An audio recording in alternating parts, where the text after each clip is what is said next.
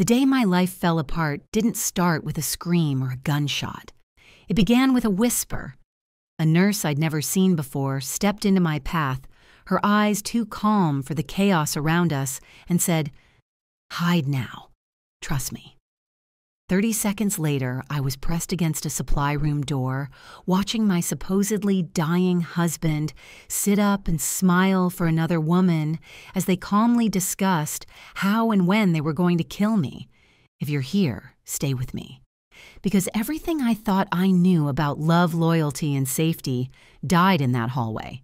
My name is Margaret Thompson, but everyone calls me Maggie. I was 64 years old and by most accounts living the dream. A girl from a nowhere town in Wyoming who clawed her way into Denver's skyline, I'd turned crumbling buildings into a real estate empire worth $37 million. Not bad for someone who once had to choose between paying rent and paying the electric bill. I knew how to spot opportunity in broken things, old apartment complexes, forgotten blocks, strip malls clinging to life. What I didn't realize, racing down the sterile corridor of Denver General that Tuesday afternoon, was that the most broken thing in my life was the man I thought I loved. My heels hit the polished floor like a metronome counting down to disaster. Richard had been in the ICU for 3 days after what the doctors called a severe cardiac episode. 3 days of monitors beeping, white coats murmuring, and me sitting at his bedside, holding his limp hand, believing my husband of 5 years was fighting for his life. Or so I thought. The irony wasn't lost on me. I'd spent decades renovating structures other people had given up on, and yet my marriage, the one thing I thought was solid, was already a ruin. I just hadn't seen the cracks. I was a few steps from room 314 when she stepped into my path. Mrs. Thompson. A young nurse with tired eyes and brown hair scraped back into a bun blocked the doorway. Her badge read, Sarah Collins, RN. There was something in her expression that made my stomach twist. "Is Richard worse?" I blurted, feeling my heartbeat slam against my ribs. The doctor said he was stable this morning. Sarah's gaze flicked down the corridor, then back to me. "I need to speak with you privately," she whispered. Before I could argue, her fingers closed around my arm with surprising strength. "Hide now.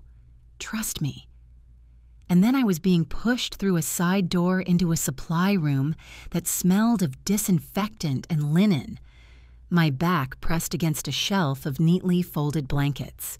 I hadn't even found my voice to protest when Sarah eased the door almost shut, leaving a thin sliver of light. Through the narrow crack, I saw her slip away just as another woman appeared, walking straight into Richard's room as if it belonged to her. She was beautiful in a way that made you instantly aware of your age. Honey blonde hair cascading over her shoulders, makeup flawless despite it being around 3 p.m., and a red dress I knew cost more than most people's monthly rent. I know the price of things. It's how I built my life. She moved with the easy confidence of someone who felt entitled to the space she occupied her heels, silent on the glossy floor as she approached my husband's bed. And then Richard spoke, clearly, smoothly, in a voice I hadn't heard in days. "Sophia, darling, you shouldn't be here during visiting hours," he murmured, like a man mildly inconvenienced, not one hooked up to machines. The world tilted sideways. Sophia. Who the hell was Sophia? I felt my fingers dig into the doorframe so hard my knuckles ached. She laughed softly, that breathy practice sound young women use when they know they're being watched. I couldn't wait any longer, she purred. The lawyers confirmed everything. Once the transfer papers are signed, all her assets will be in your name only. My assets, my name. My life. The words slid under my skin like ice. I listened as Richard, my husband, the man I had sat beside for 3 days crying into hospital tissues, asked calmly, and the hospital records Sophia's tone turned businesslike. Perfect. Dr. Martinez was very accommodating once we explained the situation. Your recovery will be miraculous, but will require extended care. Maggie will be so focused on taking care of you, she won't notice the business transfers until it's too late. Richard chuckled. He actually chuckled. $37 million, he said, and she'll hand it over gladly to make sure I get the best care. My mind flashed back to that conversation 5 years earlier over candlelight and expensive wine, when I'd suggested we sign a prenup. Even then, I already had several properties and wanted to protect what I'd built. Richard had looked so wounded, so offended when he'd said true love doesn't need legal protection. I'd let the papers sit in a drawer unsigned because I mistook manipulation for romance. Now, hearing him repeat the story to another woman, what prenup I told Maggie it was too unromantic made bile rise in my throat. Sophia's voice turned colder, sharpening like a knife. So once you're recovered, you'll have access to everything. The properties, the business accounts, the investment portfolio. And with her signature on the medical proxy forms, she paused and I heard a rustle of paper. I can make decisions about her care when she inevitably has her own accident. The word hung in the air like a drop of poison. Accident. Nothing dramatic. Richard replied, his tone casual, almost bored. But wives who lose their fortunes to medical expenses often become depressed. Suicidal even. Very sad, really. That was the moment the blood in my veins turned to ice water. They weren't just planning to rob me. They were planning to kill me and dress it up as grief. My hand flew to my mouth, pressing hard to hold back the scream, clawing its way up my throat. 5 years of marriage, and the man I thought I'd grow old with was casually outlining my murder with his 20-something mistress in a hospital room I'd been sobbing in for days. I don't know how long I stood there shaking, listening to the rest. The timeline. The mention of my house in Malibu, the one I'd secretly bought as a 5th anniversary surprise spoken about, as if it already belonged to them. By the time footsteps approached and Sarah slipped back into the supply room, my heart wasn't broken. It was scorched. She put a finger to her lips and whispered, "Come with me." As she led me through an unseen back corridor toward a break room at the end of the hall, one thought burned through the shock. The woman who had walked into this hospital as a devoted, grieving wife had just died in that supply closet. The woman walking out was someone entirely different, and Richard had no idea who he'd just created. Sarah and I didn't speak until we were inside the tiny break room at the end of the hallway, the door locked behind us with a soft click that sounded louder than any slammed door. The fluorescent lights buzzed overhead as I sank into a plastic chair, my legs suddenly useless. "How long have you known?" I whispered, my voice sounding like it belonged to someone else. Sarah leaned against the counter, her hands trembling just enough to betray how shaken she was. 2 weeks. She said quietly. "I've been his nurse since he was admitted." At first I thought she was his daughter or a family friend, but the way they touched each other, the way they talked when they thought no one was listening. She shook her head. "Yesterday I accidentally saw some documents she brought, legal papers with your name on them. That's when I knew something was very wrong. I studied her properly then, kind eyes ringed with exhaustion lines on a face too young to have them. 'Why are you helping me?' I asked. She hesitated, then said, 'Because I know what it feels like to be betrayed by someone you trust, and because I have a son. If anything ever happened to me, I'd want someone to look out for him. What they're planning, Mrs. Thompson, it's evil.' We sat there for a moment in a silence so heavy it felt physical. 'What do you think I should do?' I finally asked, because for the first time in a long time I didn't have a ready-made plan. Sarah gave me a small, fierce smile. 'I think your husband and his girlfriend are about to discover they underestimated the wrong woman.' Something in me snapped back into place at those words. Not the old version of me, the one who softened her edges to make a man comfortable, but the woman who once negotiated a multi-million-dollar deal, while her first husband told her she'd never make it without him. I drove home in a daze, Denver's afternoon traffic blurring around me while Sarah's words echoed in my head. My house in Cherry Hills Village sat on 3 acres of manicured perfection. the kind of property real estate agents dream about. I had bought it 15 years earlier when it was an outdated 70s ranch and turned it into something worthy of magazine covers. Richard always loved to brag about our home, but walking through the front door that day, I saw it with new eyes. This wasn't ours. It was mine, my money, my vision, my work. He had contributed opinions and a signature. I had contributed everything else. I poured 3 fingers of the 18-year-old Macallan he kept for special occasions and decided surviving an attempted murder definitely counted. As the whiskey burned down my throat, my phone buzzed with a text. Feeling a bit better today, the message read, "Doctor says you shouldn't worry about visiting tonight. Rest up, darling. Love you. Love you too." I typed back, then muttered into the quiet kitchen, "You lying, cheating, murderous bastard." The burn from the whiskey was nothing compared to the fire building in my chest. I did what I've always done when life tried to knock me down. I opened my laptop. Colorado was a community property state. That meant 5 years of marriage gave him a legal claim to plenty, but only if I died without a plan and without a fight. I was alive, furious, and very good at strategy. First call the divorce attorney who had turned my friend Helen's cheating ex into a financial cautionary tale.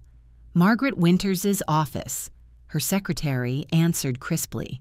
"I need an emergency consultation," I said, "today. It's about a divorce case worth $37 million. There was a pause, then a change in tone. "Can you be here by 8 p.m., she asked. "I'll pay double her usual rate." 5 minutes later, my appointment was confirmed.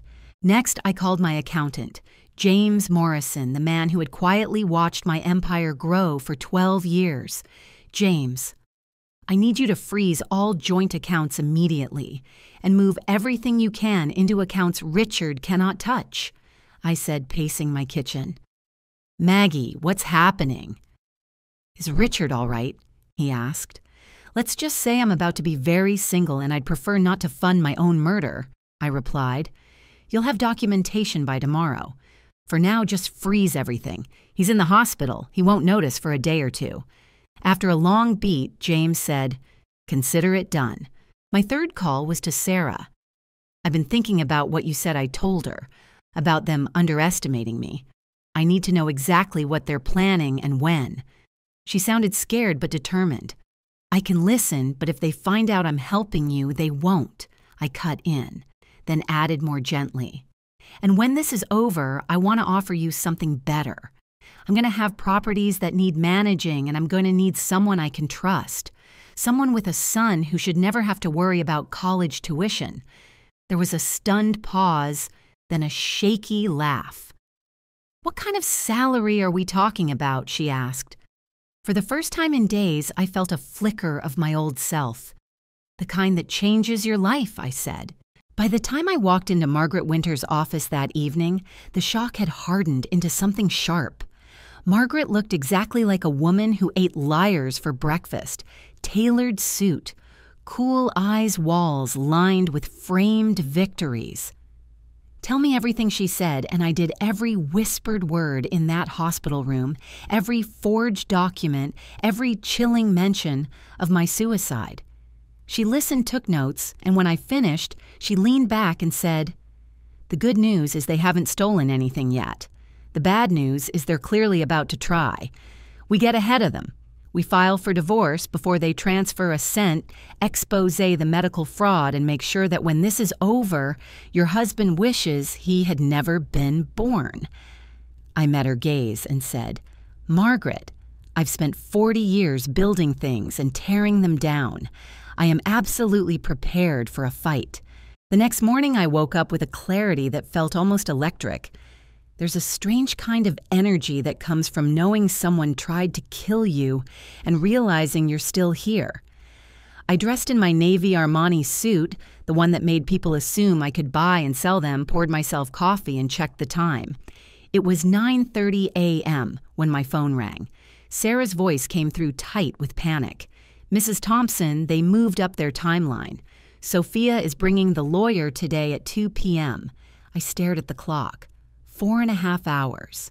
Sarah, I need you to delay them, I said. Missing paperwork, sudden tests, whatever you can think of. You're a nurse, be creative, but do not put yourself in danger. When I hung up, I called Margaret. We need to file this morning, I told her. They're trying to transfer everything today. She didn't miss a beat. Meet me at the courthouse in an hour, she said. Your husband is about to have a very bad afternoon.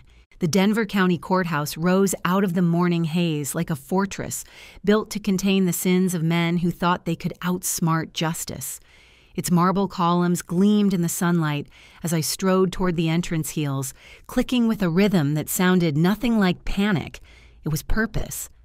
Margaret was waiting for me at the steps, briefcase in hand, her hair tied back with military precision. Ready to ruin your husband's day, she asked. I adjusted my sunglasses, the corners of my mouth curving into something that wasn't quite a smile. Margaret, I've been ready for 5 years. I just didn't know it. Filing for divorce should feel like the end of something, but in that courthouse with the echo of paper stamps and the smell of old wood polish, it felt like a beginning. The clerk processed everything quickly, her face soft with sympathy when she handed over the official documents. He'll be served this afternoon, Margaret said as we stepped into the bright daylight. Once that happens, he can't move a dime without court approval. I exhaled slowly as if releasing years of denial. And the fraud. The district attorney's office is interested, she replied, especially in the medical aspect. Fake illness, falsified records. It's not just betrayal, it's a felony. We barely made it down the courthouse steps when my phone rang again. Sarah. Her voice was breathless. Mrs. Thompson, they're here early. The lawyer just arrived. It's only noon. My pulse quickened. What kind of documents? I couldn't see all of them, but there's a thick stack business transfer papers, maybe more. And Mrs. Thompson... Richard's up and walking around. He's not even pretending to be sick. The fury that rose inside me was so pure it was almost cold. Can you get close enough to take photos? I asked. I'll try, she said. But if they catch me, they won't. I cut in.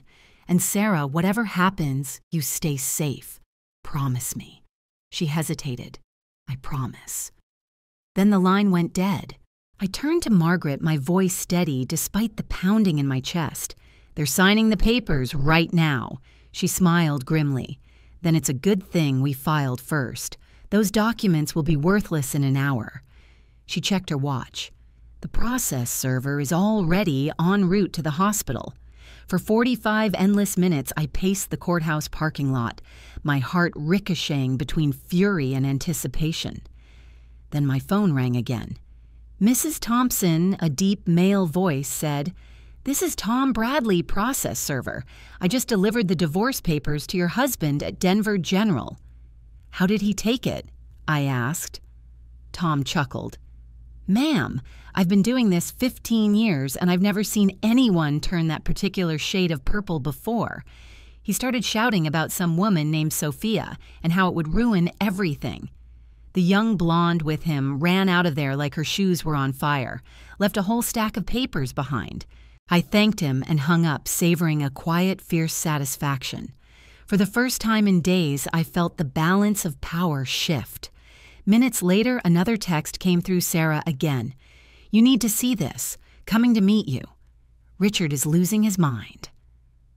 20 minutes later, she slipped into the coffee shop across from the courthouse, hair disheveled, still in her scrubs. She looked like she'd just walked through a storm.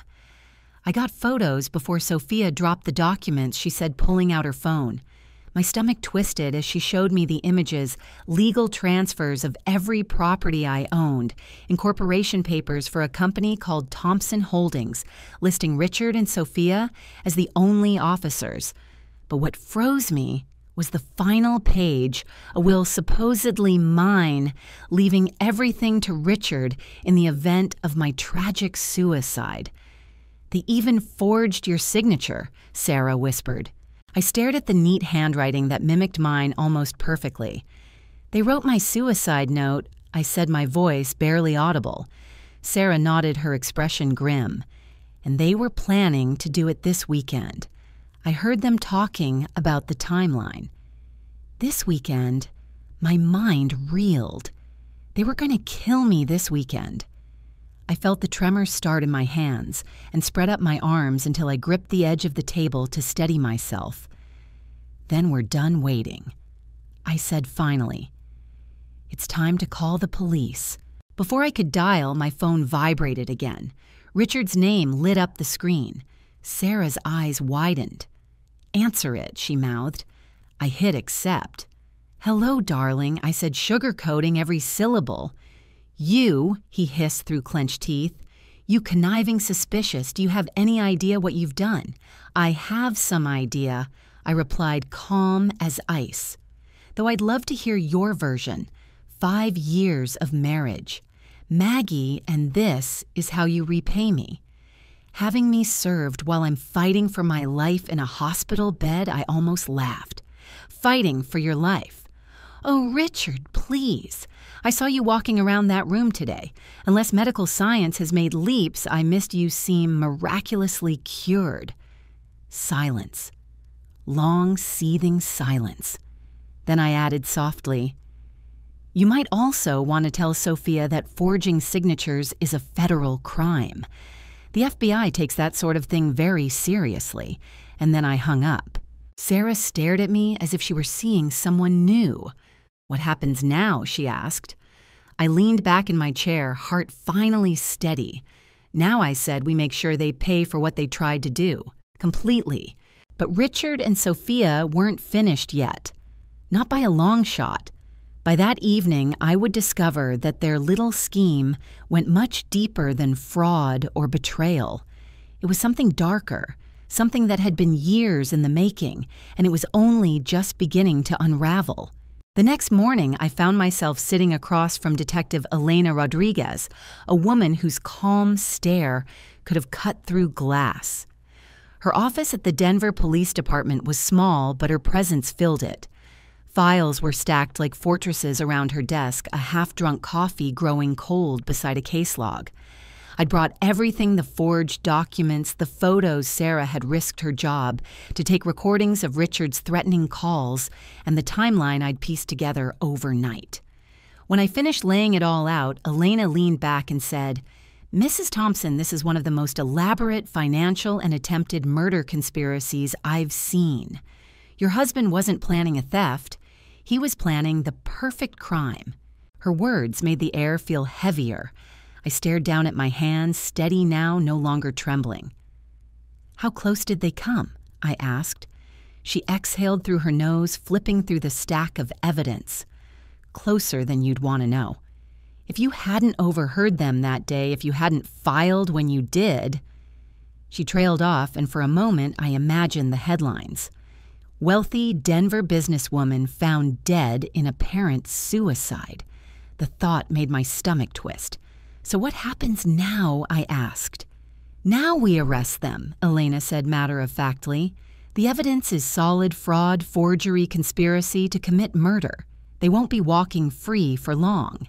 It should have felt like victory, but what I felt instead was something emptier, a cold echo where love used to live. That afternoon, I sat by the window of my living room as 2 police cruisers rolled into my driveway. Not for me. For him. Detective Rodriguez led the search of my home office, carefully boxing up Richard's files, photographing everything. It was surreal watching strangers move through the same space where I'd once built my dreams. The place where Richard had stood behind me, hands on my shoulders, whispering how proud he was of what we'd created together. I didn't know then that even those moments were rehearsed part of a long game designed to end with my signature, my fortune, and my death. "Mrs. Thompson," Detective Rodriguez called, emerging from the office with a laptop in hand. "We found this hidden in your husband's desk. You might want to see this." She turned the screen toward me, emails, hundreds of them between Richard and Sophia, dating back more than a year before his so-called cardiac episode. Plans, transfers, conversations about my businesses, my routines, my accounts, even casual talk about me.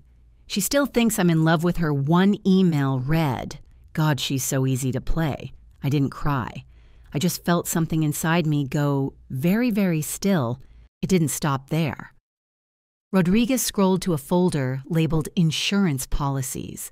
Inside were scanned documents I'd never seen before, life insurance policies, taken out in my name 6 months earlier, totaling $12 million. Richard was the sole beneficiary. I never signed these. I whispered, tracing the forged signature that looked so disturbingly like my own. "We didn't think so," Rodriguez said. "Your husband was thorough. Too thorough. But we've confirmed with all 3 insurance companies they were fakes. Forged paperwork, falsified witness signatures. He planned to collect the payout after your suicide." I pressed my palm to my mouth. He'd planned every angle. The crime scene, the paperwork, the motive, even my obituary. "How do people like him exist?" I asked quietly. "Smart men without consciences," Rodriguez said. "But they usually slip up when they start thinking they're untouchable." Later that night, after the officers left, I poured myself another drink and walked through the echoing quiet of my house. Every room felt haunted not by ghosts, but by memories of my own blindness. The dinner parties, the shared jokes, the way he'd rest his hand on my back at charity galas, like a man proud of his wife. It had all been an act. He'd studied me, mimicked my language, mirrored my ambitions. He'd built trust the way con artists build scaffolding, one careful lie at a time. The next day, Margaret called. Her voice was brisk but laced with satisfaction. "It's over. The judge froze all assets this morning. Richard can't touch a penny." Then after a pause, "Maggie, there's more. He's been siphoning money from your accounts for 2 years. Small amounts just under reporting thresholds, but it totals nearly $400,000. I closed my eyes, exhaling through clenched teeth. "That man's greed has no floor." "No," she said, "but it will have a ceiling. We can trace every transfer. He'll be charged for every cent." By the time the sun set that evening, the news broke: Denver real estate investor arrested in elaborate fraud scheme. The photos showed Richard in handcuffs, head-bowed, hair disheveled. Sophia was arrested hours later, caught in her apartment, surrounded by documents she'd tried and failed to shred. My phone buzzed with calls from reporters, old colleagues, even family I hadn't spoken to in years. Everyone wanted the same thing, the story. But all I wanted was silence. That night, I sat on my deck overlooking the glittering city lights. Somewhere out there, Richard was in a cell, probably still convinced he'd find a way out. Men like him always thought they could. I thought about Sarah, whose courage had saved my life, and about how I'd once mistaken control for love. Richard had gambled that I'd be too soft to fight back. He'd been wrong. He'd bet everything on my death, and I'd turned it into the reason I was still standing. My phone buzzed again. A text from an unknown number. "This isn't over. I'll make you pay for this. Sophia, out on bail and still stupid enough to threaten me." I smiled faintly and forwarded the message to Detective Rodriguez. Then I typed back, "Looking forward to it. By the way, threatening a witness is another felony. See you in court." 3 minutes later, my phone rang again. Rodriguez's calm voice on the line. "Officers are on their way, Mrs. Thompson. We'll have her bail revoked within the hour. Some criminals just can't help making our jobs easier." I watched the lights of Denver shimmer below and thought for the first time in years that I wasn't afraid anymore. Not of losing, not of being alone, not of starting over. Because what Richard had tried to destroy wasn't just my fortune, it was my will to live. And that was the one thing he could never take. 6 months later, I stood in the same courthouse where everything had begun, only this time I wasn't trembling. I was calm. Richard sat at the defendant's table in an orange jumpsuit, his once silver hair now the color of ash. He looked smaller somehow, like the air had gone out of him. The judge's voice was steady as she read the sentence: 12 years in federal prison for fraud conspiracy and attempted murder. Sophia got 8. Watching her led away in handcuffs, I felt something that wasn't quite joy but close enough a deep resounding sense of justice clicking into place. But even as the gavel came down, I realized something strange. I didn't feel broken anymore. I felt sharpened, tempered by fire. I'd been forged into something stronger than I'd ever been when he stood beside me. Thompson Properties was thriving again. With Richard gone, my focus returned. In the months since his arrest, I'd bought 16 new buildings. My new property manager, Sarah Collins, yes, the same nurse who'd saved my life, had taken to business like she'd been born for it. Her hospital-honed patience translated beautifully into negotiating leases and dealing with difficult clients. 16 properties in 6 months, I said during our weekly meeting, raising an eyebrow. I thought we agreed to be conservative. She grinned, looking radiant in her navy blazer. We were. But when people heard about Richard's arrest, 3 of his former clients came straight to us. They wanted to offload their properties fast. We got the entire Harbor District portfolio for 60% of its assessed value. I leaned back in my chair, a slow smile spreading. So Richard's criminal legacy turned into a bargain sale. Poetic. Sarah laughed, shaking her head. Poetic and profitable. The Malibu house just sold $3.8 million, $400,000 over asking.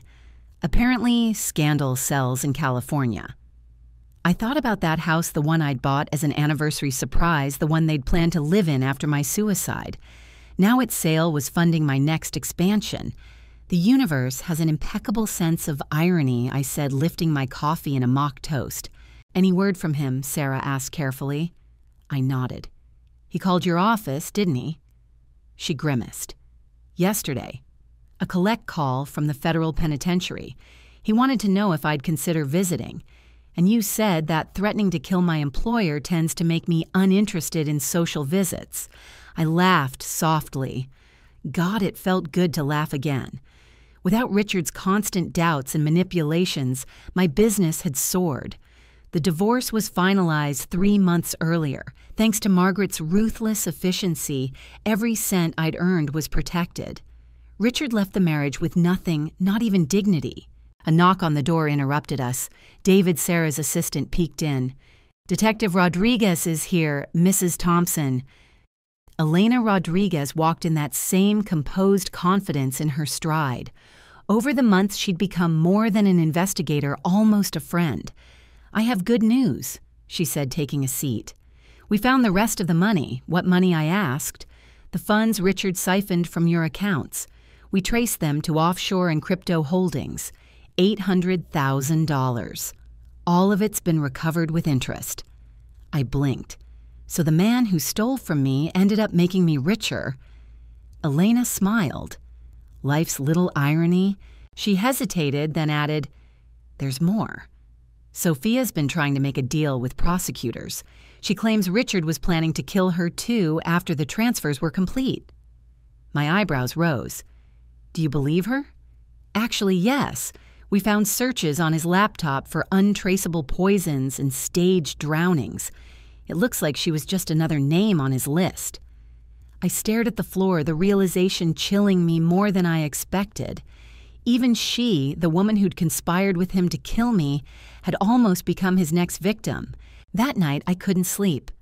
I sat in my office surrounded by the soft hum of the city beyond my windows, thinking about how close I'd come to disappearing, all because I'd fallen for a man who saw love as leverage. My phone rang near midnight. The number was international. Mrs. Thompson, a woman's voice, said, British trembling slightly. My name is Catherine Walsh. I'm calling from London. I saw the news about your husband's conviction. I frowned. Yes, because I believe Richard Thompson killed my sister. The silence that followed was deafening. Your sister, I repeated slowly. My sister, Emma Walsh. She died in Phoenix 15 years ago. It was ruled a suicide, but my family never believed it. When I saw your husband's photo, I knew. It's him. He was married to Emma under another name. I felt my hand tighten around the phone. You're saying Richard was married before married, yes, and I believe he murdered her for her inheritance. My throat went dry. How do you know? Catherine's voice shook, but her conviction didn't. Because I've been tracking him for 15 years. Your husband, Mrs. Thompson, is a serial killer. I sat there in the darkness, the city lights painting faint gold streaks across my desk. My pulse thundered in my ears. The man who had tried to kill me hadn't just been greedy, he'd been hunting women for decades. Are you certain? I asked, my voice barely above a whisper. I am. I've gathered everything, photos, documents, marriage records under aliases. He changes his name every few years, moves, state starts over. You were his next target, but you survived. Catherine's voice softened. He underestimated you. You stopped him. For a moment, I couldn't speak. My hands trembled, not from fear this time, but from a dawning, furious clarity. Catherine, I said, finally, if what you're saying is true, we're not finished. Not yet. Then will you help me? She asked quietly. To finally get justice for Emma, I looked at the framed photo on my desk, my first property, the one I'd restored with my own hands. The start of everything. Yes, I said, my voice firm. I'll help you destroy him. Completely.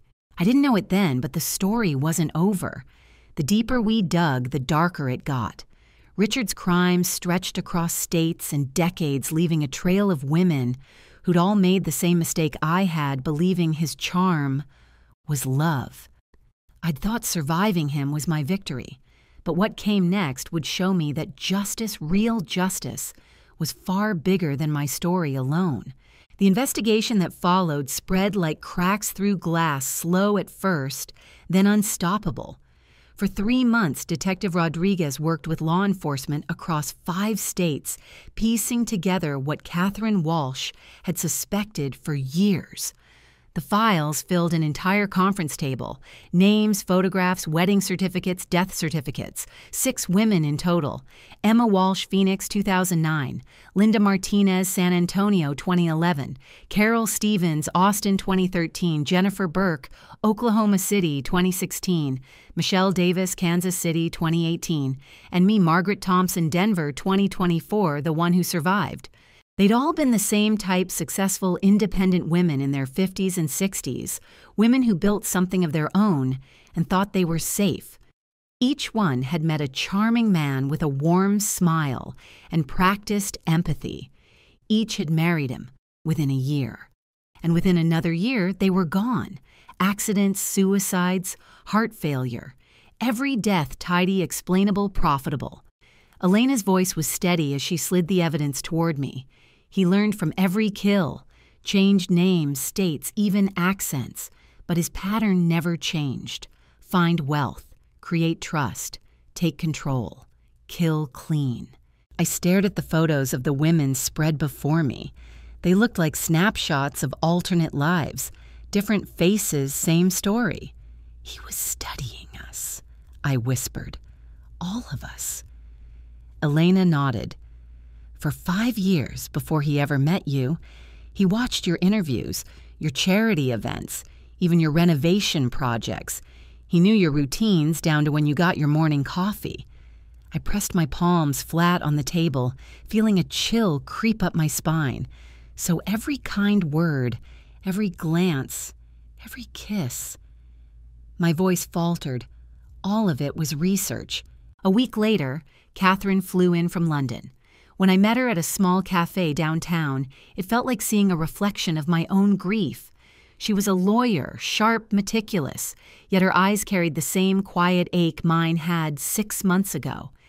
Emma was everything to me, she said, wrapping her hands around her teacup as if trying to warm herself. She was brilliant, independent, and when she met Richard, she said he was the first man who didn't make her feel small. I swallowed hard. He knew how to say exactly what you needed to hear. Catherine nodded. He convinced her to combine their assets. 3 weeks before she died, she called me, said something didn't feel right, that she was going to see a lawyer. The next morning, she was gone. Her voice broke.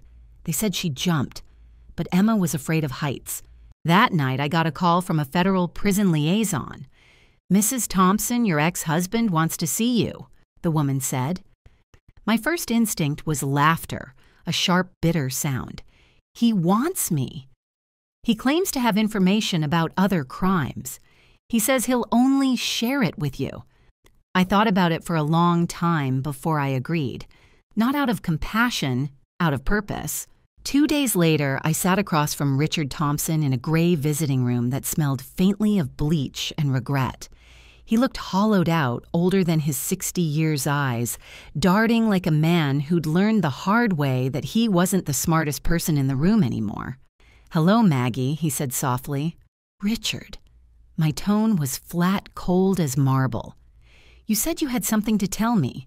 He gave a tired, almost wistful smile. "I suppose you're here to gloat." "No," I said. "I'm here because you might help close the door on the women you killed." His eyes flickered. "You think I killed them all?" I didn't blink. "I know you did." He sighed. "I didn't want it to go this far. Not with you. You were different." I almost laughed. "Different? I cared about you," he said. "I never planned to murder me." I cut in. "Richard, you forged my will. You wrote my suicide note. How exactly was that different?"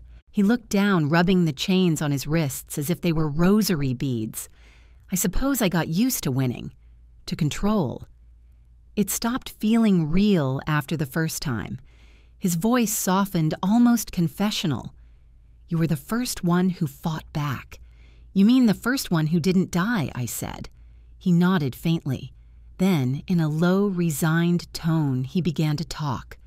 For 2 hours, he confessed in a way that made my blood run cold. Every woman, every calculated move, how he studied their weaknesses, their loneliness, their desire to be understood, how he practiced the perfect proposal speech until he could deliver it like theater. And when the time came, how he made each death look like grief. When it was over, I stood to leave. "Why tell me all this now?" I asked. Because he said, eyes hollow, I want it to mean something. "It won't," I replied. "Nothing you do ever will." He hesitated, then asked softly, "Did you ever love me?" I looked at him for a long moment. "I loved who you pretended to be." Then I turned and walked out without looking back. 3 weeks later, Richard pleaded guilty to 6 counts of first-degree murder in exchange for life without parole. Catherine called me from London the day the verdict was announced. "It's over," she said, her voice shaking. "After 15 years, my sister finally has justice." I felt a lump in my throat I hadn't expected. "You helped me get mine," I told her. "Maybe we both found our way out." 6 months later, Thompson Properties had grown beyond anything I'd imagined. $83 million in assets. Offices in Denver, Phoenix, Austin, and Oklahoma City, the same cities where Richard's victims had lived and died. But now those offices did more than sell real estate. They funded shelter scholarships and small business grants for women starting over after loss. I called it the Emma Foundation. Sarah Collins was still with me now, managing entire regions. Her son, Jake, had just been accepted to MIT. "You've changed his life," she said one morning, tears glinting in her eyes. I smiled. "You changed mine first." That evening, I sat on my deck with a glass of wine, watching the Colorado sky fade into indigo. My phone buzzed. A text from Detective Rodriguez. "Richard Thompson died today. Heart attack. Thought you'd want to know." For a long time, I just stared at it. No joy, no sorrow, just peace. Catherine called a few minutes later. "I saw the news," she said quietly. "How do you feel?" I looked out at the mountains, their edges softened by dusk. "Like I can finally stop looking over my shoulder," I said. "Like Emma can finally rest." When I hung up, the house was silent except for the hum of the wind. I walked through each room, my rooms touching the furniture, the walls, the details I'd chosen. Every piece was mine again, cleansed of deceit. I thought about all the women who never got this chance, and the small miracle that I had. Richard had bet everything on my death. I'd bet everything on my life and I'd won. If this story moved you, don't forget to like, share, and subscribe. And in the comments, tell me where you're watching from and what strength means to you. Sometimes survival isn't about what you escape. It's about what you rebuild.